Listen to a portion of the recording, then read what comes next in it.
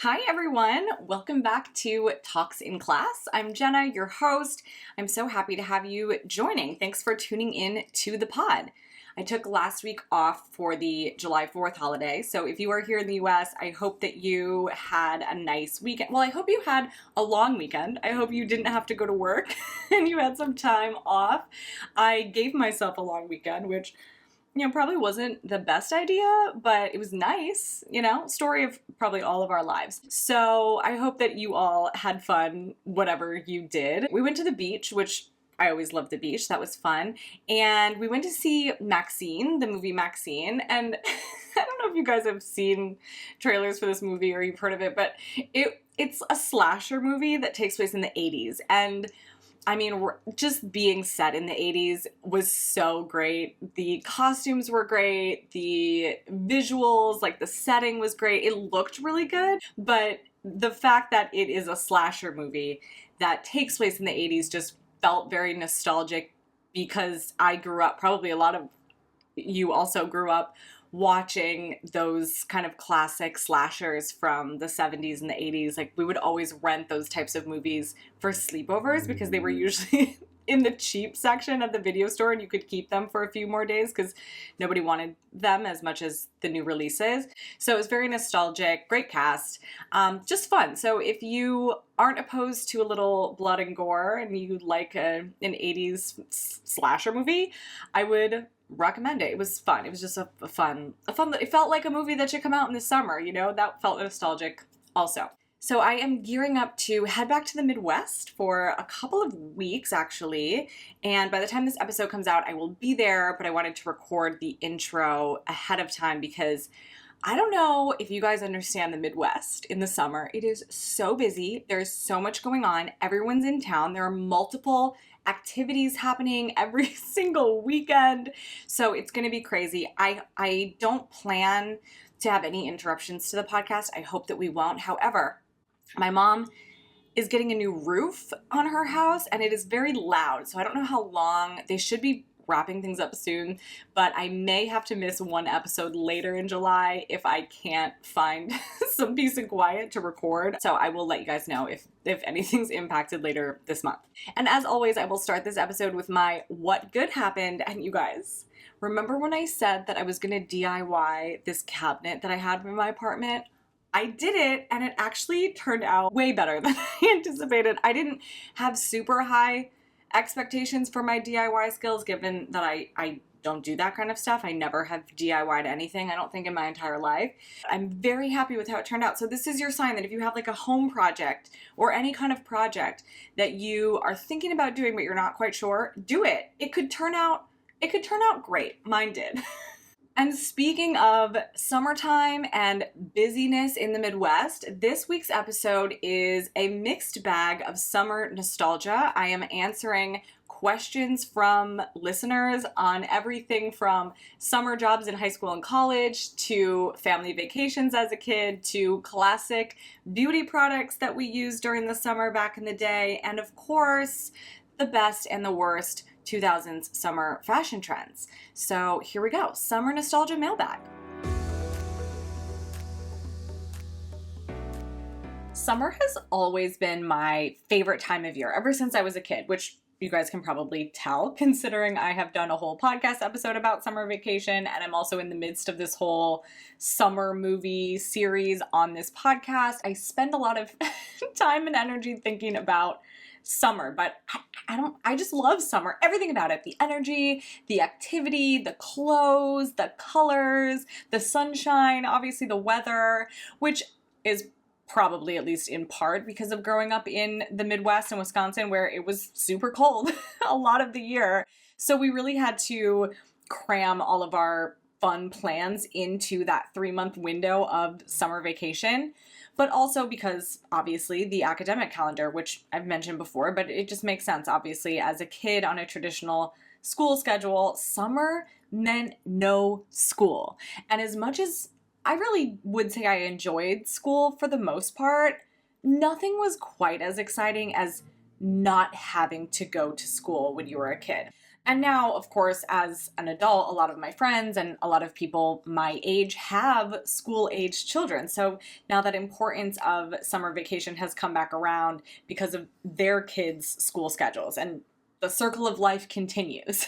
So I decided to answer a few questions from all of you specifically about summer and summer nostalgia and summer memories, and obviously probably tell a few stories along the way. So let's just dive right in. First question, did your town have any summer festivals or traditions? And what a great question to start us off, because if there is one thing that small towns in the Midwest love, it is a festival. Every single town near me has some sort of festival, and we always went to the local ones when I was growing up. They usually have some sort of little carnival section for the kids with games and some rides, but the festivals really started getting exciting when I got a little older because, as any Midwesterner knows, the true highlight of a town festival is the beer tent. So if you're not familiar, let me paint the picture for you, okay? First of all, when I say small town, I'm talking like 1,000, maybe 2,000 people. And the festival usually happens right in the middle of town, which, I mean, I guess that's not saying much because the town is like one street long, essentially.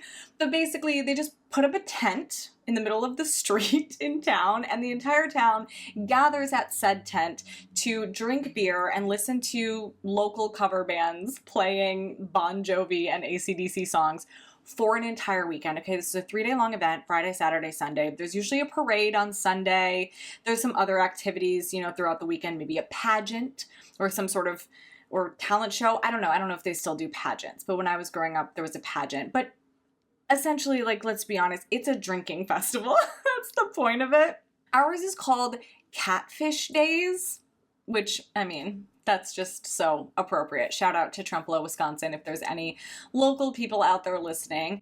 And I attended Catfish Days faithfully from middle school when I used to have to march in the parade because of band throughout college, or grad school actually. The last one I went to was in 2011. In 2010, this is how devoted we were to Catfish Days. In 2010, my friend and I made our own custom Catfish Days t-shirts for all of our friends to wear. I think we made 30 t-shirts. There were 30 of us running around in these shirts, but we spelled days like D-A-Z-E, which we thought was very clever. So anyway, yeah, I haven't been since 2011, and even at 24 years old, or however old I was back then, the recovery time for a 3-day drinking festival was pretty rough. So I am going to be home for it this year for the first time in, 13 years. So wish me luck is all I have to say. Next question says, how many times did you use sun in before you realized it was the devil? And this question is worded so funny because, did everybody have a bad experience with sun in spray? Because I did. I think I only used it once. And yeah, for good reason, I only used it once. I put it in my hair one summer. I think I did this without my mom knowing because I cannot imagine that she would have been on board with this. And then I proceeded to spend the entire day outside in the sun, in the heat. And we all can guess what happened. My hair turned orange. A horrible, brassy, orange color, but only on the top layer because that's where the sun hit. So I don't know if that made it any better or that made it worse, but it wasn't good. It wasn't cute. I remember all the magazine ads for Sun-In literally made it look like it would give you salon highlights, like these perfect sun-kissed highlights. Like, that does not come from a bottle that you spray recklessly all over your head and then go play outside. That was not the reality. So I ended up just having to live with the orangish tinted hair until it grew out. So eventually half my hair was brown and the bottom half was orange. It was not cute. Don't recommend it. Next question says, what was your order from the ice cream truck? Talk about summer nostalgia.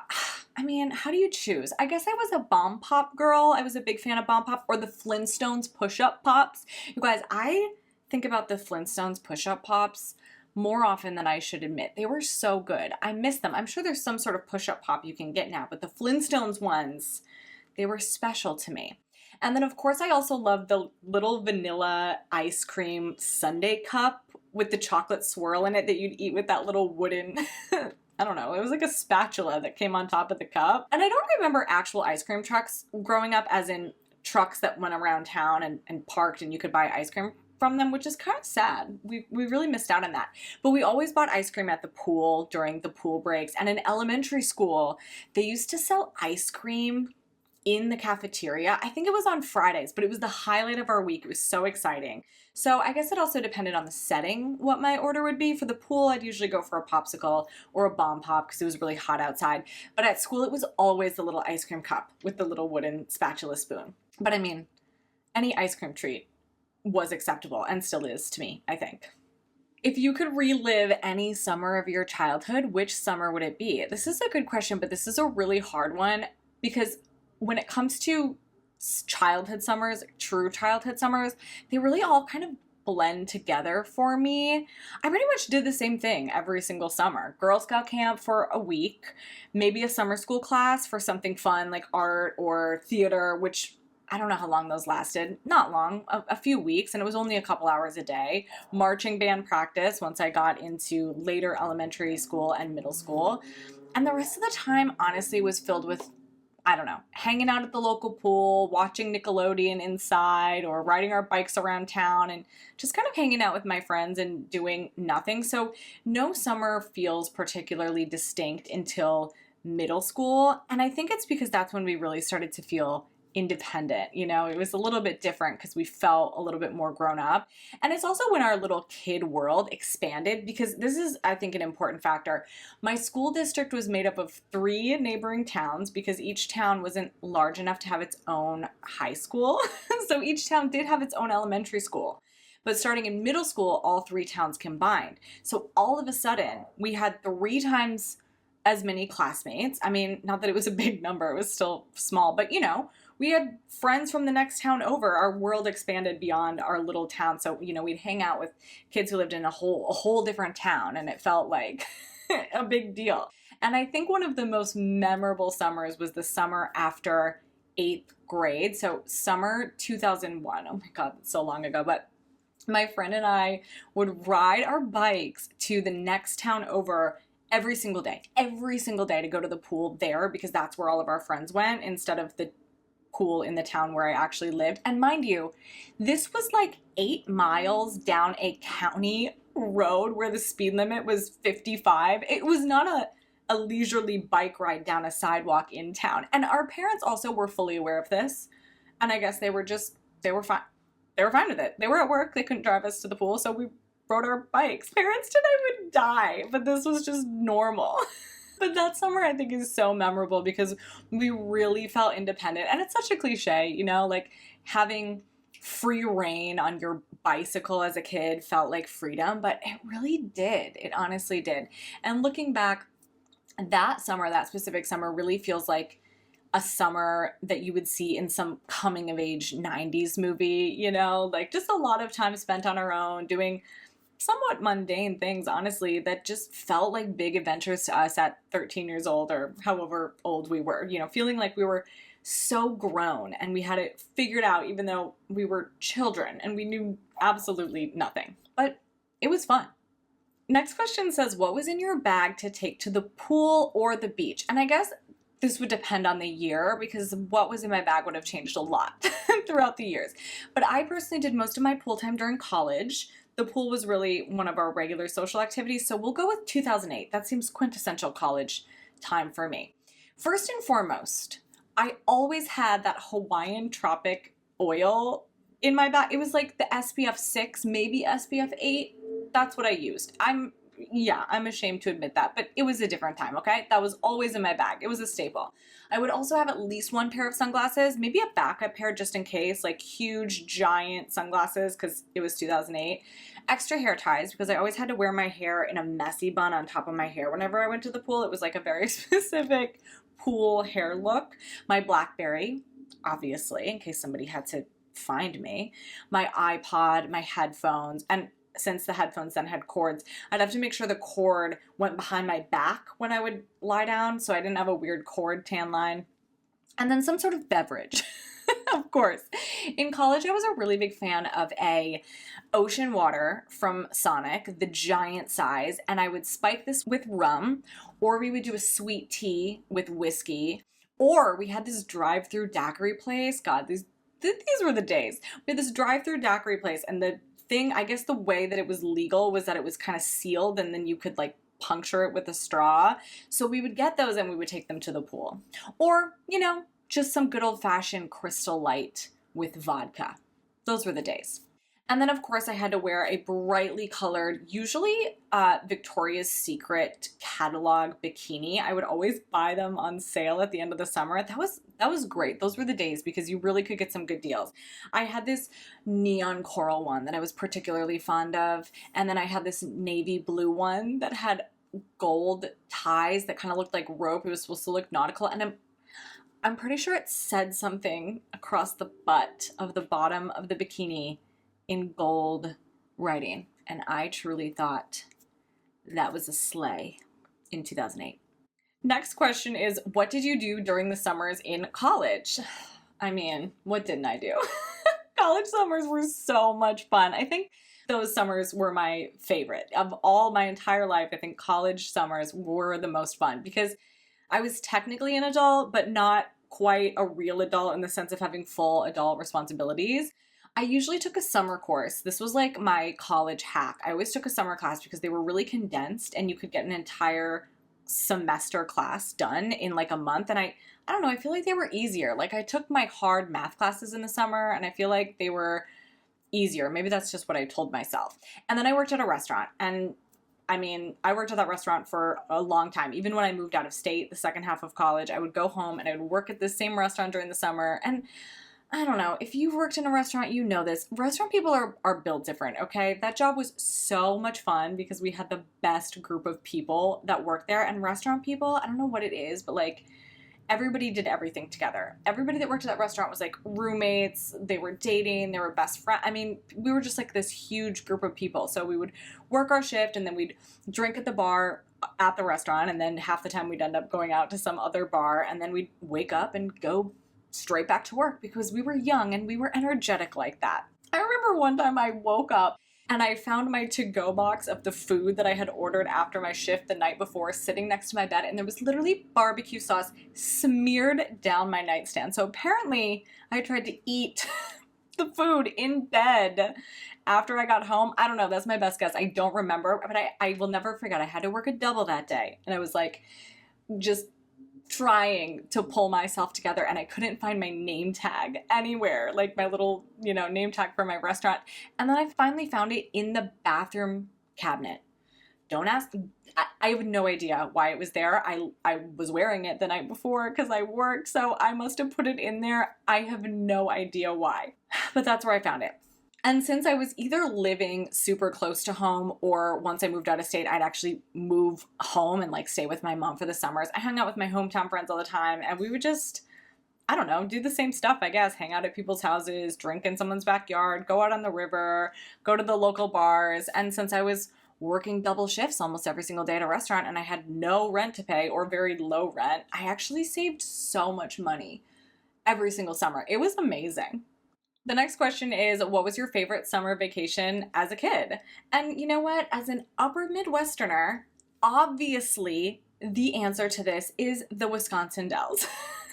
Talk about a cliche, but it's true. If you're not from the area and you're unfamiliar with the Wisconsin Dells, it's like a Midwestern family resort tourist town where you can visit a water park, you can go camping, you can have an old-timey photo taken at a weird souvenir shop, you can take a duck boat ride.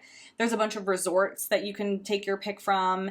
And this is where Midwesterners would go on a weekend family vacation in the summertime. It's apparently the water park capital of the world, which I don't really know what qualifies the Wisconsin Dells to be called the water park capital of the world. I don't know if it's number of water parks. I don't know. But the big attraction to the Dells for us in my day was in fact Noah's Ark Water Park, which is just a giant water park. And we went every single year. It was like such a huge deal to go to Noah's Ark. It was so fun. When I was a kid, we'd usually make the Dells into a weekend trip, and it was usually, me and my mom, and I'd bring a friend along, or sometimes we would go with my friends and their parents. And I've just realized this recently as an adult that most of my close friends that I had as a kid were my friends because their parents were friends with my parents. So anyway, we would travel together. We'd go to the Dells. But once I got to high school, Noah's Ark became a day trip with my friends, which was even more fun. We would pile somebody's car absolutely full with teenagers, and we'd make the 2-hour drive or whatever it was to the Dells for a full day of water rides at Noah's Ark. And then we would drive back absolutely exhausted and probably sunburned. And honestly, we probably went straight home, took a quick shower, and went back out to some party or somebody's house to hang out because we had endless energy. Honestly, going to a water park for the day would take me out for like a week now. That's so much activity plus all of the sun. Forget it.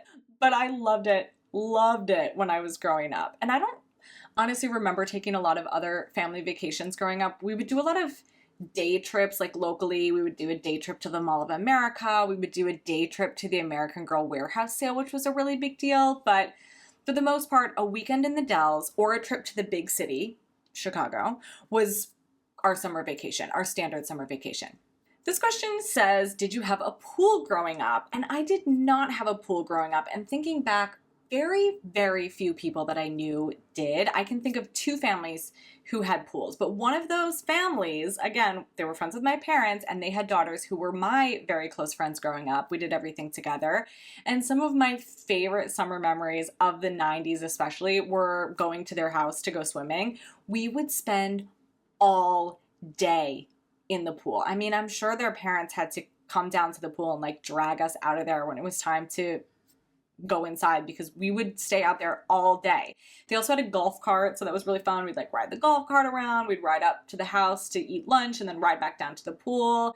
And then, you know, whenever it was eventually time to stop swimming, we'd go inside and play Barbies, or later when we were a little older, we'd go on AOL or I don't know, watch TGIF or whatever. And thinking back, it really feels like I was there like for long stretches of time. I don't know. Did my mom just drop me off for days at a time? Maybe it's just the kids' sense of time. Everything felt like such long periods of time, but I wouldn't be that surprised if my mom did leave me there for a weekend at a time, because other times I definitely know my friends would stay at our house for a weekend at a time. I guess that just wasn't uncommon, but I really spent so much time in their pool growing up. This is a really funny question. They asked, was detasseling corn a rite of passage for teens in Wisconsin like it was in Iowa? Yes. Oh my God. Yes. And this is one of the funniest memories that I have of growing up. Detasseling corn was absolutely a rite of passage. It was my first job. It was most people that I knew, it was their first job too. And I talked about this way back in my Jobs from the 2000s episode. But everybody I knew did this. I did not realize this was weird until I moved away eventually and people didn't know what it was. So if you're not from a farm town in the Midwest, I don't really know how to explain this. I guess detasseling corn was basically just manually pulling the tops off of corn, like the corn growing in the field. So you would stand on this thing that was pulled behind a tractor and you'd go up and down the rows of corn and there'd be like 10 kids on this thing and we'd all stand along the edges, and as we slowly made our way down the rows of corn, we just reach over and pull the tops of the corn off and throw them on the ground. And we would do this for like, I don't know, 4 or 5 hours every single morning. Our parents had to drive us to the farm every morning. It was all of our first jobs. I did this the summer after 8th grade, I want to say, and also the summer after my freshman year. So I was 14 and 15 years old when I did this. And we liked this because we got to hang out with our friends and talk while we did it. I mean, we had to like pull the tassels off the corn, but for the most part, you were just like hanging out outside in the sun with your friends. And this was another key element too, especially as we got a little older, we would get a tan while we do it. I literally used to wear my American Eagle tankini to the farm with a little pair of shorts to work on a farm. That is what I chose to wear because I wanted to make sure that I got a tan. I swear, you guys, like if I didn't actually experience this myself firsthand, I would not even believe that it really happened, but it did. It did. The next question says, what was the first summer with a driver's license like? How is it different?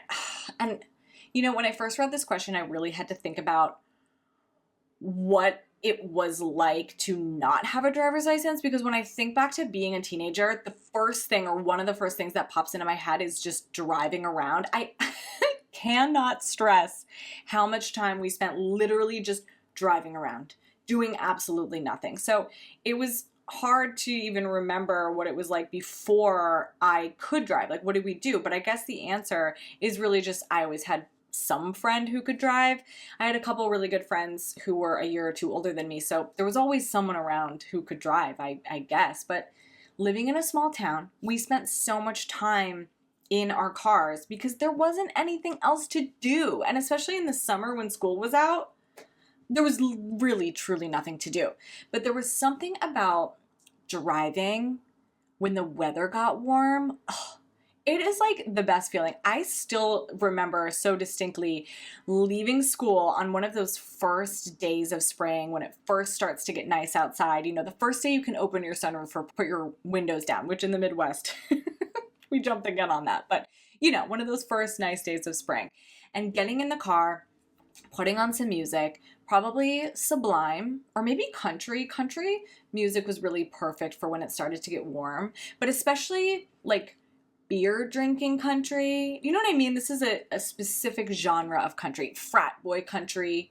You know what I mean. So put on the specific music, put the windows down, and just drive around. I mean, it was pure joy.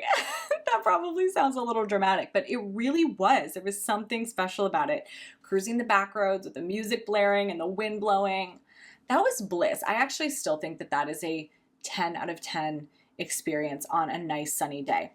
The first summer that I had my driver's license was summer 2003, so it was the summer after my sophomore year.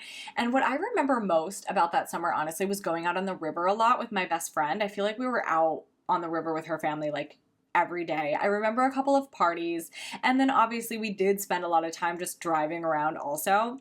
My best friend in high school was a year younger than me, so when I got my license that summer, she couldn't drive yet, so I kind of became the default driver that entire year. And actually, a couple of my really close friends were a year younger than me, so I was always the driver for a while there, and I loved it, honestly. I loved to drive. We always had so much fun cruising around in my little car, listening to the most ridiculous mixes of songs that we would put together on a burned CD. I found a couple of burned CDs specifically from that summer recently, and they are so wild. They have everything from Celine Dion to Chingy. There's country, there's classic rock, there's 80s songs. There's even one with a Larry the Cable Guy song. I don't even know if you can call it a song, but like this Larry the Cable Guy bit on the burned CD. And we made them to listen to while we drove around. So having a license really changed everything, because obviously it meant a certain level of freedom that we never had before. If I was bored, I could just get into my car and go drive around, which, I mean, we did that all the time. A lot of those days in the summer were spent just cruising around aimlessly. And I think that summer, the summer of 2003, is probably when my friend and I truly, quite honestly, learned every single back road in our entire county, and a few in neighboring counties too. We used to drive around and we would just take a random turn to kind of see where we ended up. It was almost like a joke, like, can we get ourselves lost? But we always ended up somewhere that we recognized. And mind you, this is 2003. We did not have GPS, not that it would have helped because we wouldn't have cell phone service usually on those back roads. So if we were to have actually gotten lost, we would have been legitimately lost, but we weren't concerned about this, and it never happened, so I guess it doesn't matter. But my best memories about having a license and driving in general are from the summer of 2004, which was the summer after my junior year. And that was just one of my favorite summers because we had such a really fun group of friends who we hung out with every day. And we had a couple of designated party spots where we went all the time, always the same people, same couple of places. But if for some reason nobody was hanging out at one of the places, we would just drive around until we found somebody doing something. And my best friend and I that summer both had cars because she had turned 16. So we would trade off driving sometimes, probably based on who had gas in their tank because we never had any money. We were teenagers. And we felt like we could do anything. We really did. We were young, we were carefree, we were kind of dumb. We had no real responsibilities because it was summer and we had cars. I mean, What more could you ask for at 16 and 17 years old? Nothing. And the final question, what is your favorite and least favorite summer fashion trend from the 2000s? I mean, this is so hard because there are just so many possibilities. The 2000s also is a long decade, so it's very hard to narrow down. But this feels like the perfect opportunity for a list, so I will leave you one as always. This is the top 5 best and 5 worst summer fashion trends of the 2000s in my personal opinion. Starting from number 5, for the best, we have platform flip-flops. Okay, before you come for me, I agree, these were a rolled ankle waiting to happen, but they were comfy, okay? They were comfy. That foam that they were made of was nice and cushiony. The strap was usually wide, so it didn't hurt your foot as much, and it was soft instead of the rubber flip-flops that kind of like dug in between your toes. And most importantly, they were cute. This was the time of platforms. And what's cuter than a platform flip-flop in an era when platforms and flip-flops were like my main form of footwear? Plus, as someone who was 5'4", a little height boost was always appreciated. I will stand by the platform flip-flops, okay? And kicking off my worst list, speaking of shoes, the knockoff Doc Martens sandals. Did I love these? Yeah, absolutely. I loved them. Did I wear them every single day for probably about 3 years straight? Yeah, yep, I sure did. But they weighed at least 5 pounds each. They were so heavy, so clunky, and the smell. Oh my God, the smell. I don't know, maybe if you had the real ones, maybe they didn't smell as bad, but I always had the fake ones, and that smell, I don't care how cute they were, not worth it. Never worth it. Coming in at number 4 on the best list are those strapless baby doll, like shirt, dress, tunic things. I was so dedicated to this style from about 2008 to 2010. I had these in multiple colors, multiple patterns. I wore them in every possible scenario that I could. And the best thing about this was it was so multi-purpose. Was it a top? Yes. Was it a dress? Yes. Was it a beach cover-up? Also, yes. Was it a cute outfit to wear to the bar? Yes, the possibilities were truly endless. We love a multifunctional, we love a hardworking article of clothing that can take you truly from day to night. And number 4 for the worst, I'm sorry, but those clear plastic rectangle sunglasses. They were cute, they were so cute, but what purpose did they actually serve? Let's be honest here. I have a few pairs, both old ones and new kind of revival ones, and when I tell you they block zero sunlight. Zero sunlight. I even begged my mom for a designer pair in 2003. I thought I was J-Lo in those things. They do nothing. They block no sunlight. They were purely aesthetic. And at the time, I convinced myself that they were doing something, but you know what? You live, you learn. Number 3, for the best, we have puka shell necklaces. And perhaps this is controversial. I know the puka shells get a lot of hate, but I loved the puka shells. These things stuck around for like a solid decade, maybe longer. They were a staple for so long. And a shell necklace just screamed summertime. You know what I mean? It screams, I like to drink cheap beer in a basement or a cornfield.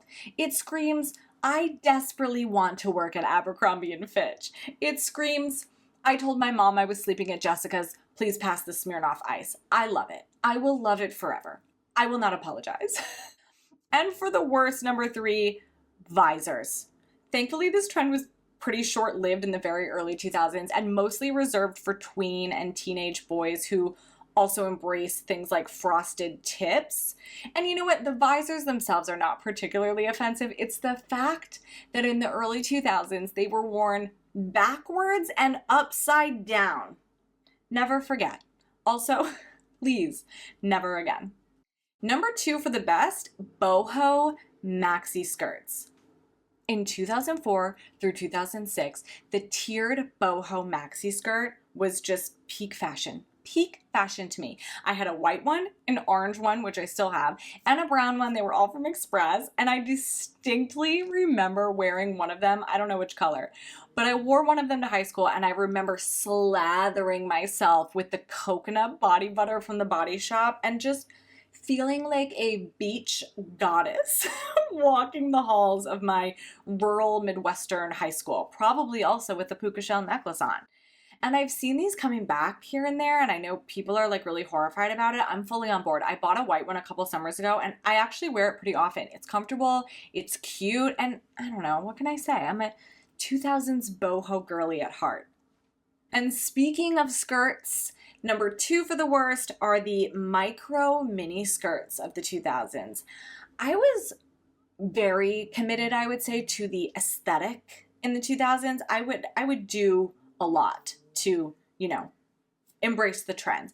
And even I was sizing up 1 to 2 whole sizes in my mini skirts because I couldn't sit down. I literally couldn't move or breathe without showing something if I were to have bought my regular size, because they were essentially a belt made of fabric that was just labeled a skirt, okay? I have a couple of my skirts from those days. They are so tiny, they would barely qualify as underwear.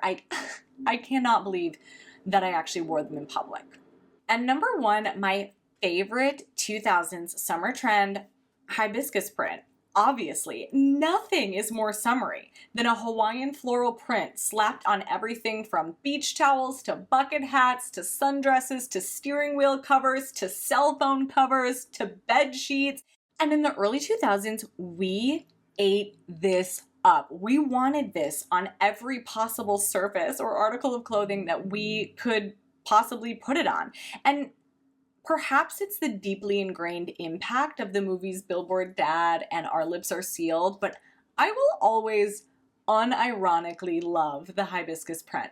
And number 1 on the worst list, plaid Bermuda shorts. Just no. And I just realized that I am recording this on the actual first day of summer. So happy summer. By the time it comes out, it will be well into summer, but what a nice coincidence. I hope you enjoyed this episode. If you did enjoy it, I always appreciate it if you share the podcast or the episode with somebody else who might enjoy it. And don't forget to rate, review, and subscribe so you never miss an episode. And I'll be back with you next week. Bye.